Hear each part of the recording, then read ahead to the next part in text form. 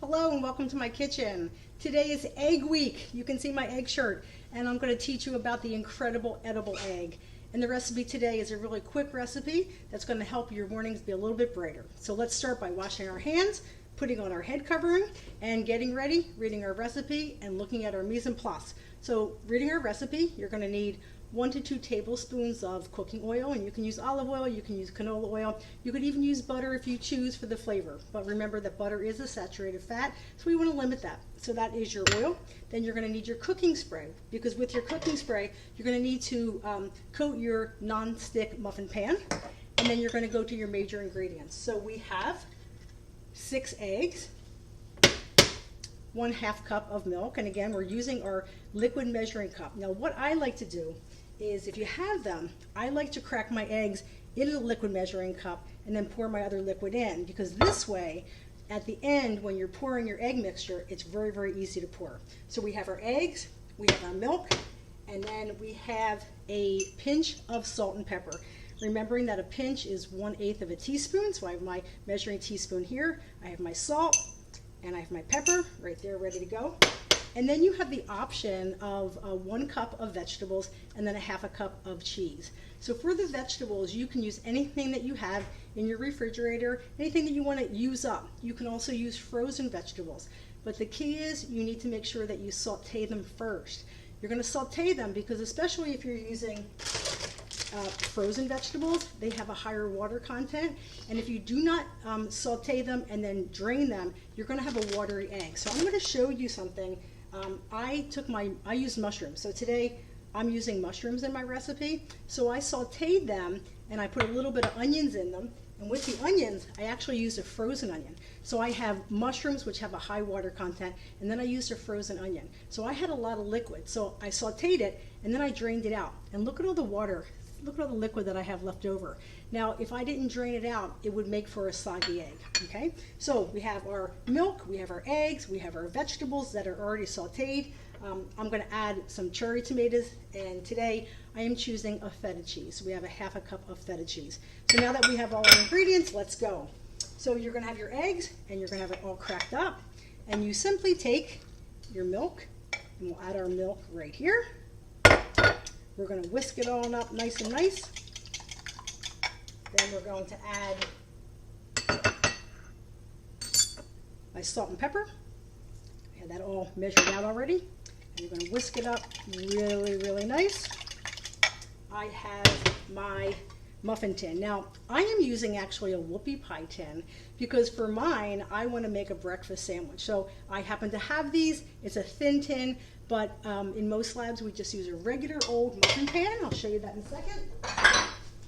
Regular old muffin pan, and that's what you can use. You're going to spray them, and then you're going to fill them halfway full, pop them in the oven, and you'll get a delicious muffin tin frittata that you can put in the refrigerator. So it will make a dozen.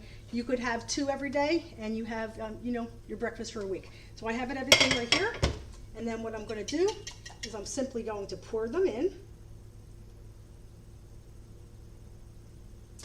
This will take a couple times so we can talk about.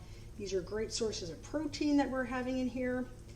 You can mix them with some potatoes, some whole grain bread. Makes a great dinner. You can put it on top of a salad.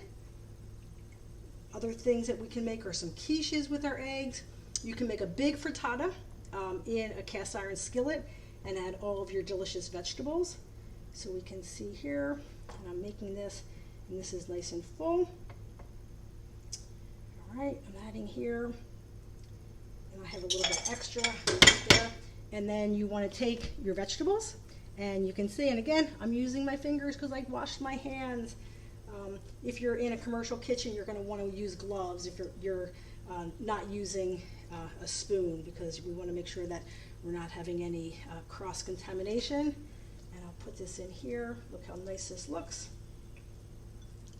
And the flavors between an egg and some feta cheese and some tomatoes are just delicious. So we'll put this in here, and then I'm going to take my tomatoes, add them here, and these are nice cherry tomatoes. These, I like these from Wegmans, and they're super sweet ones, and they just have a really, really nice flavor.